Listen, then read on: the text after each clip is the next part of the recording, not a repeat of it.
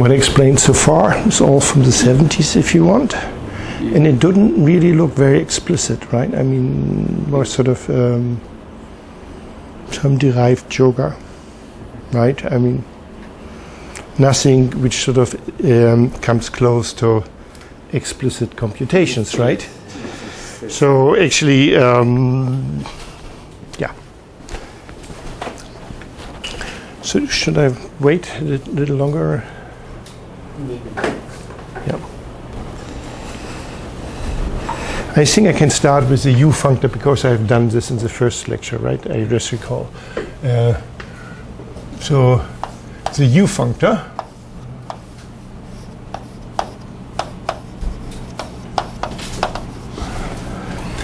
we define U from the category of free E modules, free graded E modules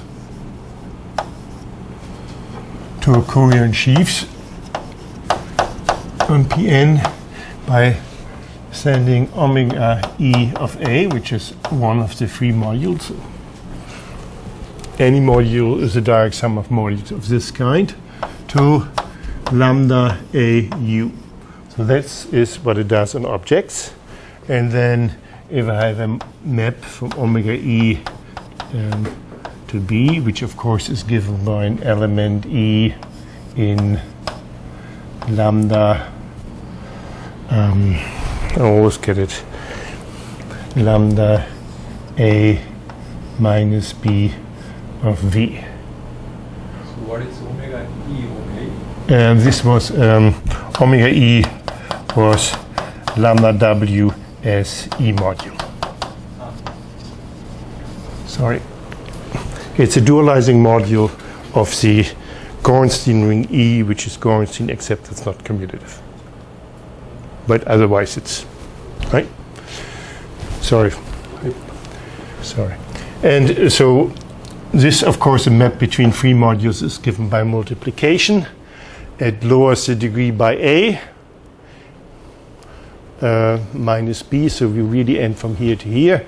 And so this should end up in lambda P U, so this is sent here.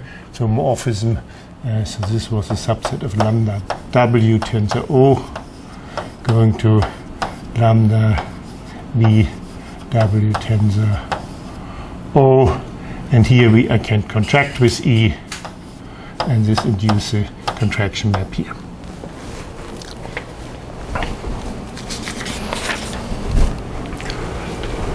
So then maybe the most important theorem in this paper with Eisenbart and Floistad is that if M is a graded S module, M finitely generated graded S module,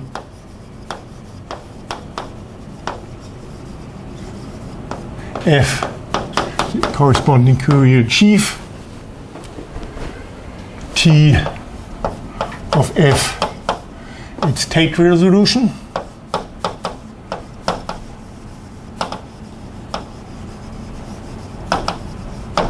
so the Tate resolution is a resolution which had built from these free modules, right? The direct sum of such free modules. Then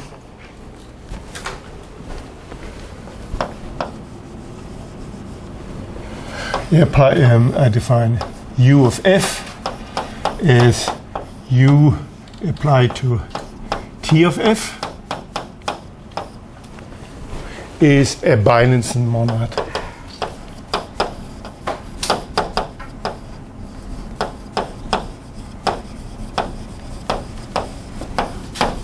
For F.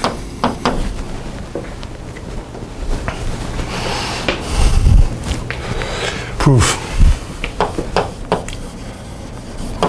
There are basically two ingredients.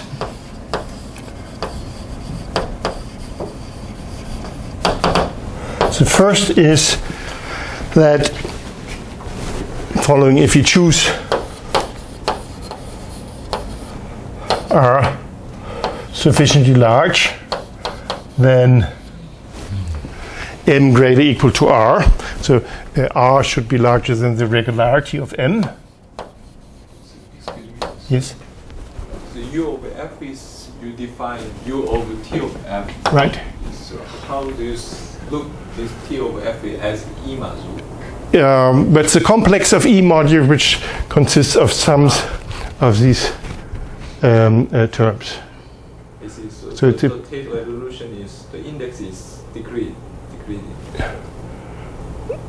No, it's a cohomological notation, so it's a different, so, I mean, TD of F is a sort of a direct sum of omega. Now maybe I should write then as ABD and then omega EA.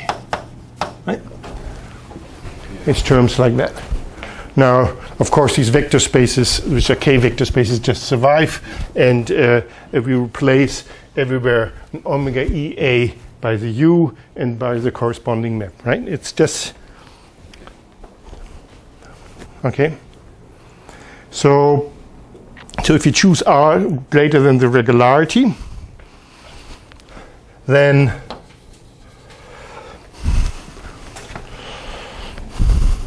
we have P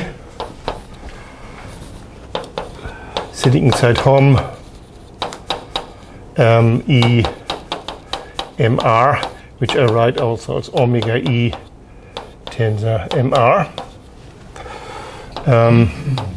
HOM E MR plus 1. So this was the half the injective part of the take resolution.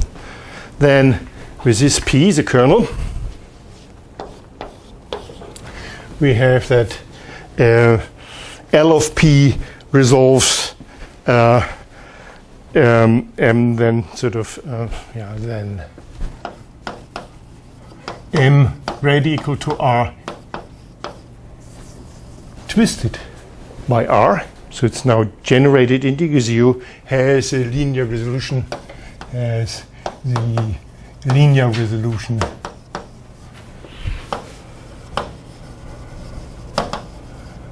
L of this module P twisted by R. So L of PR resolves M greater equal to R twisted by R. Now,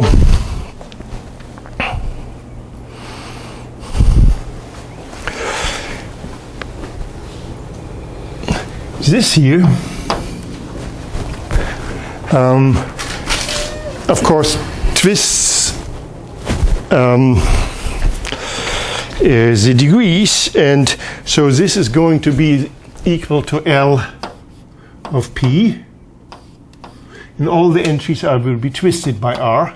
But also, since sort of the P0 term always was in homological degree 0, then if I twist, I have to put here a minus R.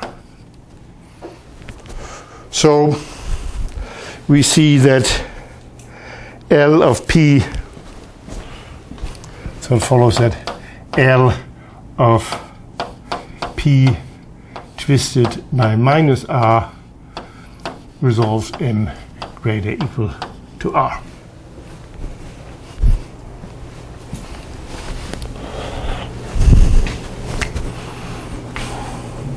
Is a resolution,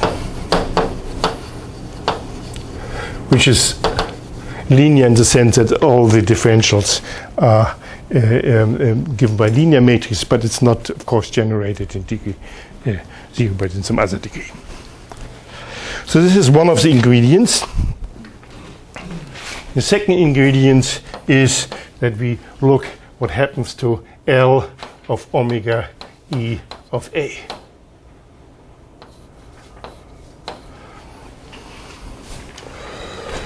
So P any E module I denote by P greater equal to 1, of course, the direct sum of PD D greater equal to 1, the truncation. So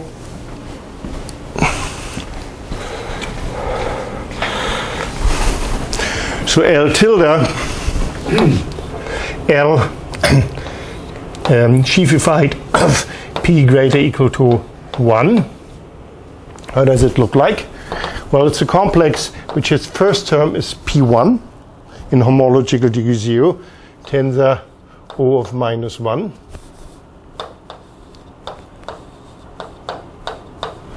And then the term before that is P2 tensor O of minus 2, and so on, right? It's this complex. So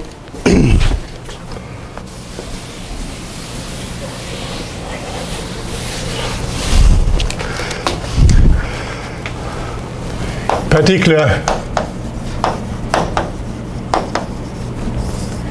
L tilde of omega E greater equal to 1 is a complex, well, which starts out omega E in degree 1 is W, so the W tensor O minus 1, and then lambda 2W tensor O minus 2, and similarly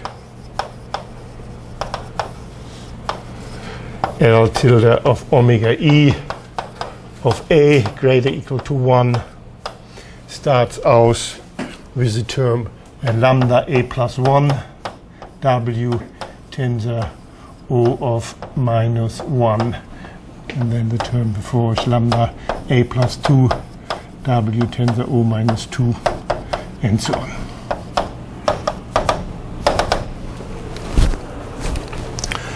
Resolve lambda A of U, right? The next term ends up in lambda W tensor O, and the syzygy was just this lambda U. The image is just lambda U, lambda A of U. Resolves lambda A of U.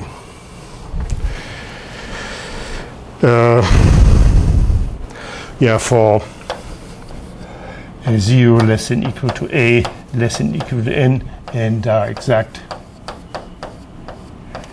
otherwise. So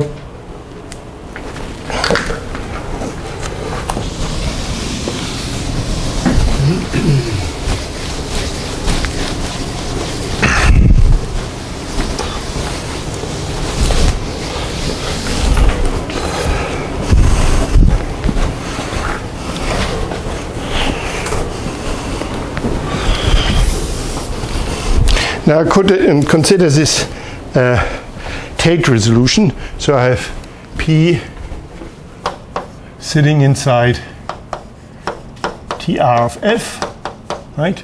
And then here I have TR minus 1, which maps onto P because it's an exact complex TR minus 2, and so on. I call this the tail of T in dr.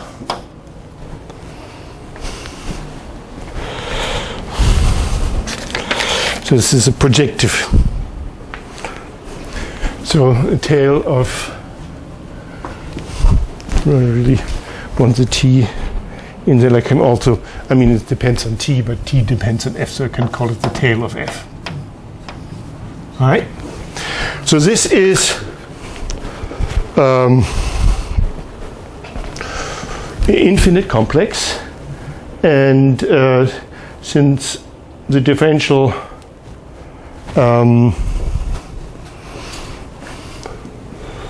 lowers the degree, well, I mean, now I look at tail R of F greater equal to 1. This is going to be a bounded complex because the terms down here will finally have degrees only in negative range. So this is now a bounded complex, because, and I can take L of that and tilde of that.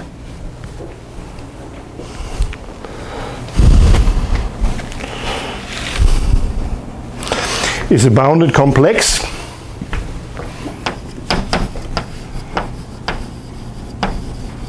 double complex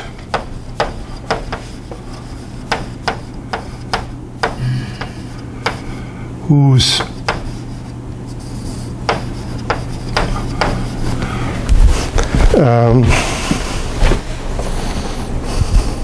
horizontal homology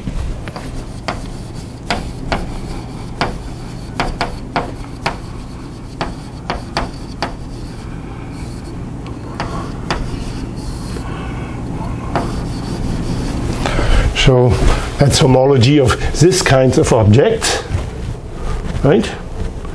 From each term I get sort of one of these complex is the complex U of T of F.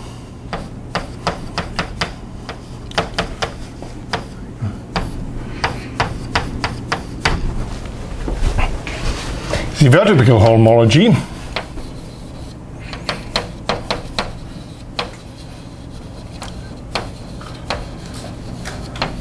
is L of P tilde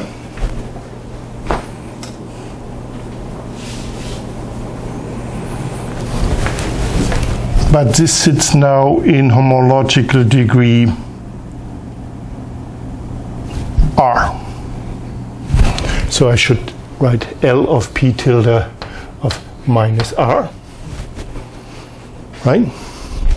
And that which has homology in position in degree 0, in cohomological degree 0.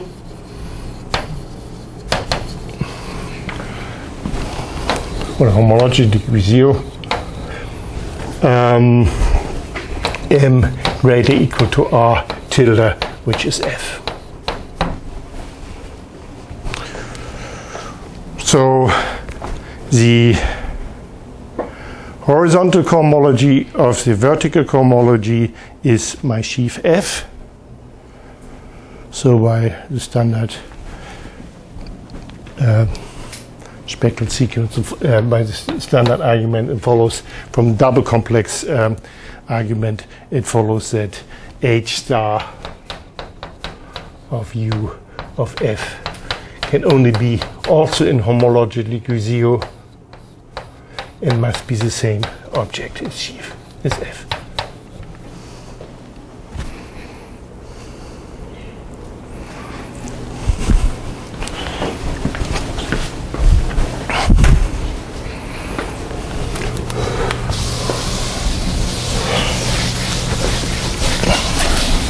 So actually we proved a little bit more. So if P is a module, if I not necessarily take a Tate resolution of a sheaf, but I just take in module over the axial algebra, which has no terms in what is it? Has no terms in negative degrees. So one way out, way up. So if I have a P, I can do an injective resolution that they will have sort of larger degree entries. So I take such a thing. What I really have sort of is the following situation. We have then U of T on one hand side, and we saw that we have sort of the tail R. We now call it P greater equal to 1 tilde. And here we had P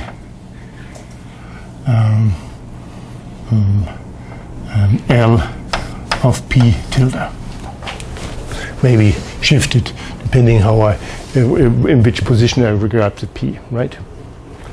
So when I really prove that this to that is a quasi-isomorphism, that to that is a quasi-isomorphism. So this is sort of, I mean, this is a morphism which is a quasi-isomorphism, that is a morphism which is a quasi-isomorphism, but these two objects, there is no morphism between them, there's just a quasi-isomorphism which goes around this way, right? Is a quasi-isomorphism. So maybe you remark, it's a quasi-isomorphism. Which explains a little bit why it's a little bit hard to see what it is, because you have to make the roof. So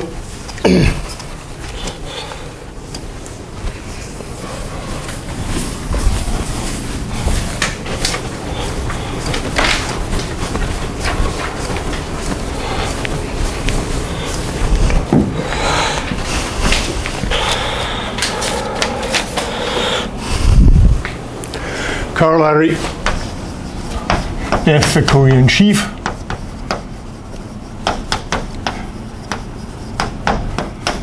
Then the D's term, then the D's term of the Tate resolution is TD of F is equal to, well, direct sum I equal 0 to n hi of F twisted by D minus I tensor omega E, where we regard this here a vector space in degree D minus I. If I want to regard this as a vector space in degree 0, I should put the D minus I minus D on this, should twist this on this side, right?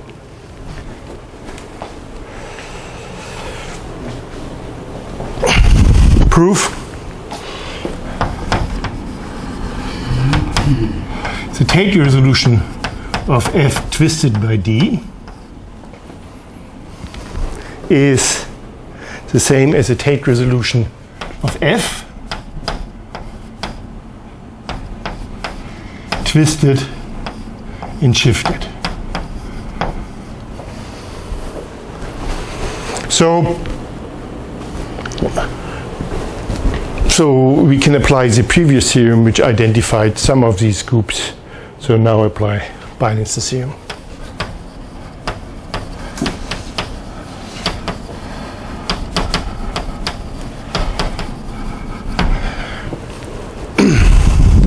So maybe I start with the Tate resolution of this example. So we had here 2 and a 5 and a 5. And then it continues 10, 10, 2, 4, 35, 100, and then some other numbers. If I resolve it in that direction. So actually this matrix here, the first, so I've written down this matrix, right? From 5 to 2. If I want to compute the next one, it's basically the same matrix except, so it's basically phi transpose.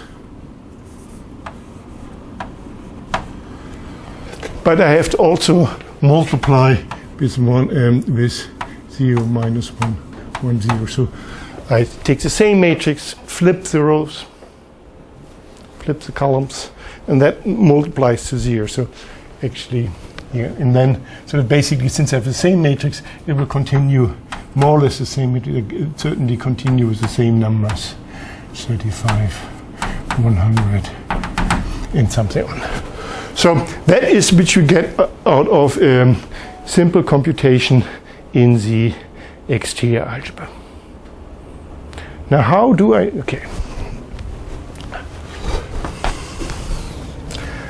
So, of course, I can compute in this direction further, in that direction further. I claim that this piece of the Tate resolution tells me that the cohomology of this object is a bundle. It's going to be a vector bundle. So why is this?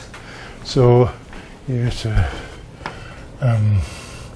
theorem which is due to Bernstein-Gelfand.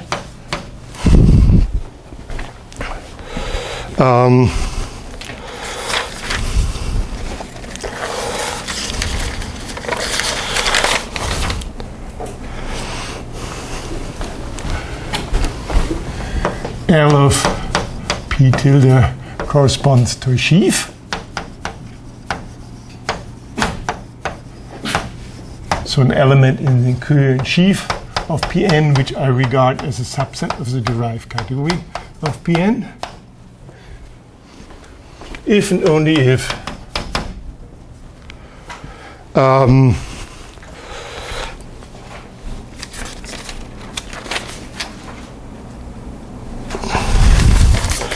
the Tate resolution, if the injective direction of the Tate solution, if and only if the injective direction of the Tate resolution consists of has only one infinite strand. Linear strand.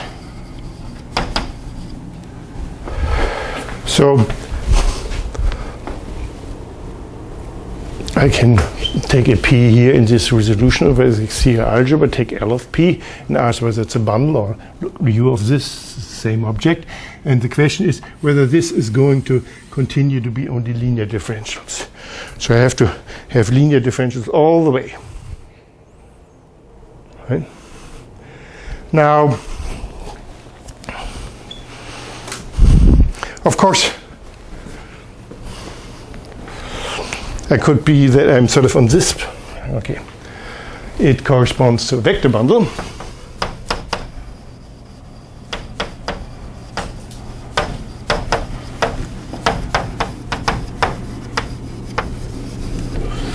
On Pn, if and only if the Tate resolution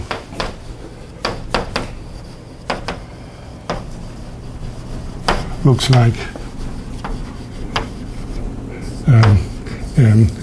his terms in the range. Well, I have one infinite linear strand, so this I will call the map goes this direction, and then sort of I will have it should have nth cohomology, so 0 to n, and then I might have anything in between. Right? Looks like that. So in a range like this one. So in both directions.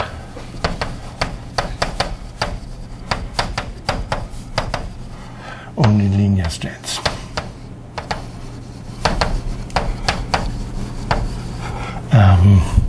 N steps apart.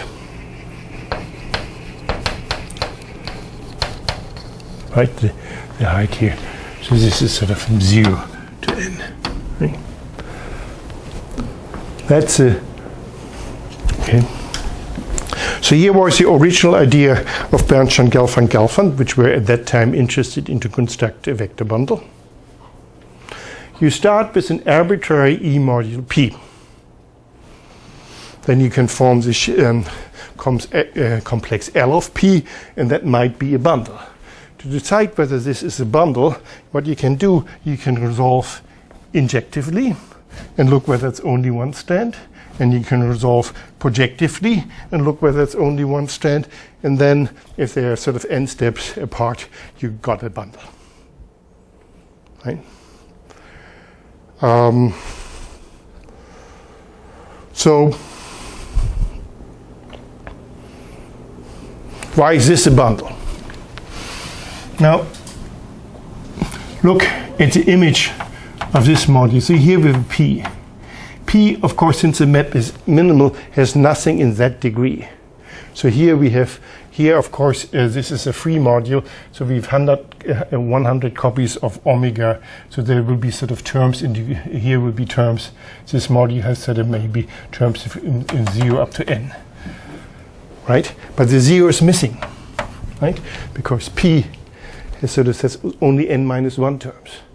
Now, if I want to compute, so I think I can use this to prove that there can't be anything up here, because the module here stops here, right? The range of this module has support in this degree, stopping at this line. Now, if I compute X or tau, I can use the resolution of the residue class field, right? And that is linear. So I'm not going to have terms in a larger degree. So this is very...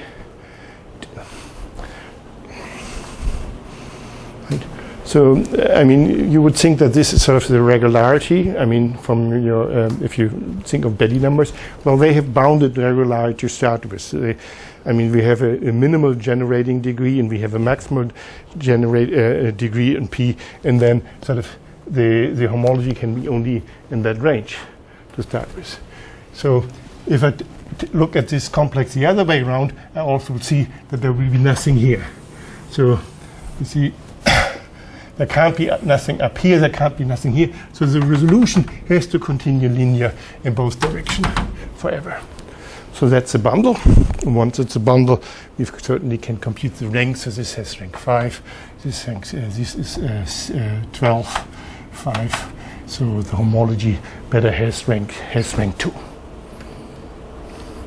So here's a point where you see that sort of the derived category is easy to describe. For the derived category, we just take an arbitrary E module.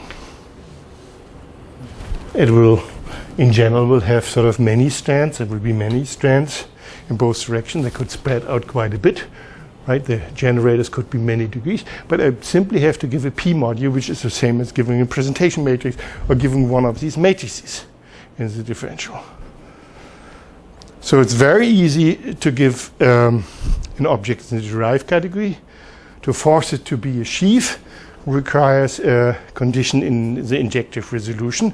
It better be linear, ultimately linear, which is hard to control, might be hard to control. We have better chances if it's a vector bundle, because then we always can apply this trick. But a priori, we don't know how far we have to go, right? I mean, this middle piece here, this corresponds to the middle cohomology, right?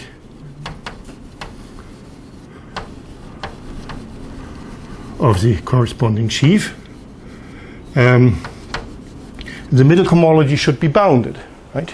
Should be only infinitely many range, which is clear by Serre duality, because only Hn for positive twists only H0 survives. For negative twists only Hn survives for large negative twists by Serre duality. So, right. So here's an exercise.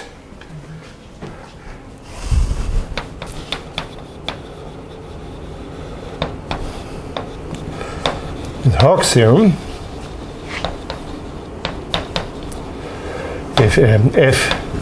If T of F has no F has no middle cohomology, if F has no middle cohomology,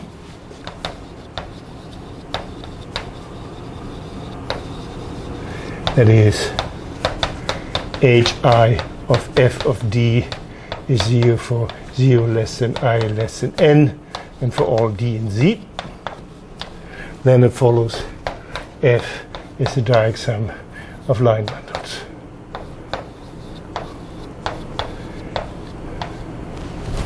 Right? So if there's nothing in the middle, then the exercise is to use the Tate resolution to prove that it has to split as a direct sum of line bundles. I give a hint. So we have nothing in between. There's nothing in between. we have here last term, and this term has to map all the way down. And this here is given by an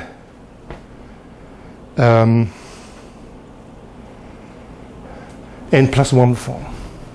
So this is a matrix of n+1 forms. But there's only one n+1 form, the wedge product of all the variables. So if I take a single one, I can sort of see sort of wedge product of all the variables. If I can make changes of variables, then sort of it's only one entry. And then I see the kernel in this direction, and the co-kernel in the other direction as well. And this sort of gives me one summand, and I peel it off. So this, I think you should, it's a nice exercise to work out all the details. So it's quite amazing if you randomly pick matrices over the XCR algebra and ask whether it's going to be a bundle or not. Right? I mean, we can pick a matrix. For example, we can pick a 6x2 matrix, right? And we can solve in both directions. If we're lucky, it's going to be a bundle.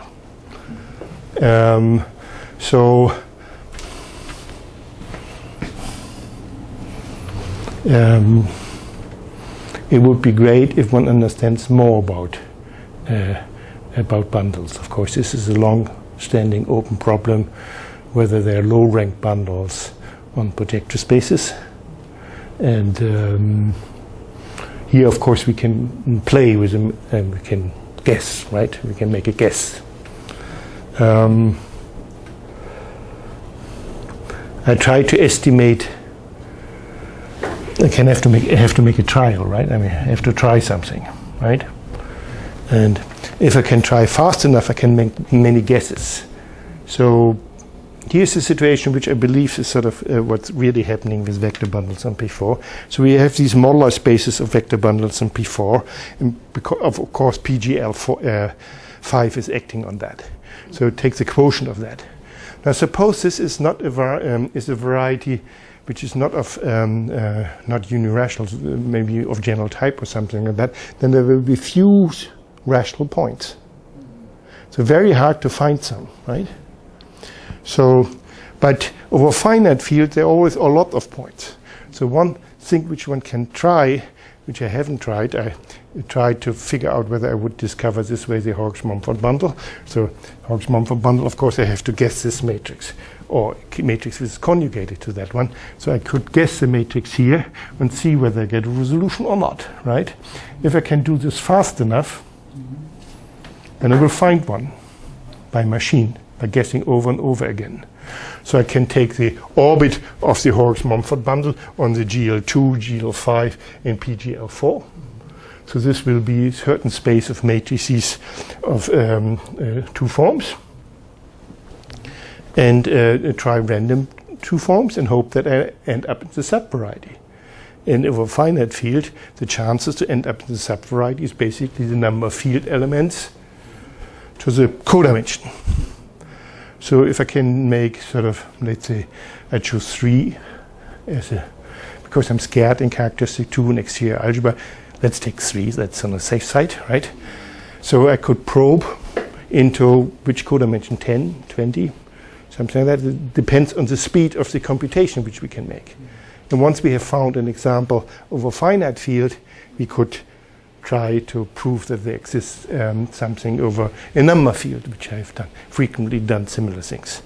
So this is something which is completely new in the sense that you couldn't do it for 20 years ago, because you really need computer algebra. And then who would do on Earth 3 to the 10 examples to find one? I mean, right? This is not a human task. This is a computer task. So I think this is an interesting range to explore these the derived category experimentally by just choosing randomly matrices and see what you get, and what is the typical behavior. So But n Pn n equals 5, 6. Is it possible to? So there's in characteristic 2 there's a rank 2 bundle due to hearts, due to tango, and in characteristic 0 there's a rank 3 bundle due to hearts.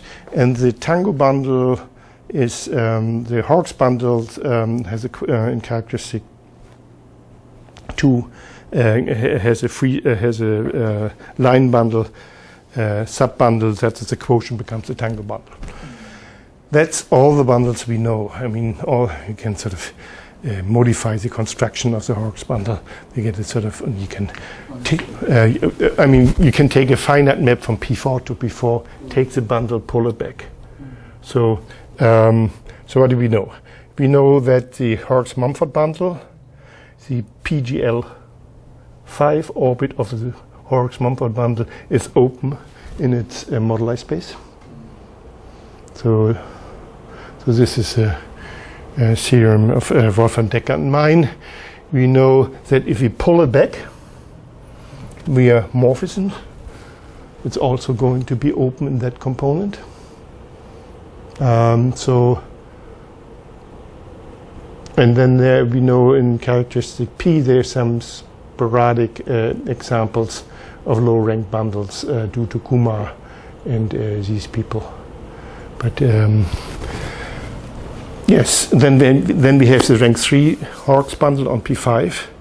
There's no other rank n-2 vector bundle on Pn known for n greater equal to 4. So maybe there are none, maybe there are many. It's a difficult question, which is of course related to Hutchins' conjecture about complete intersections and things like that.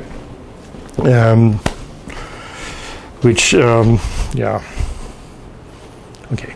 So I think these explicit computation open up a new possibility here. I haven't really started this. When I was young, I was with Wolfram. We were not constructing vector bundles every day. We failed every day with a new bundle. Now, of course, with the machine, we could be much smarter. We could sort of do more things. And the searching algorithm seems to be something which is worldwide exploring for experiments. I mean, it's. I mean, like always, if you give you a model, you look at the Betty tables, right? You see some phenomenon, right? There are always some patterns which you discover, and there are lots of patterns if you just sort of chooses one matrix, right? Okay. Anyhow, so I think I shouldn't start with Chow forms. Chow forms will be the topic of the next lecture.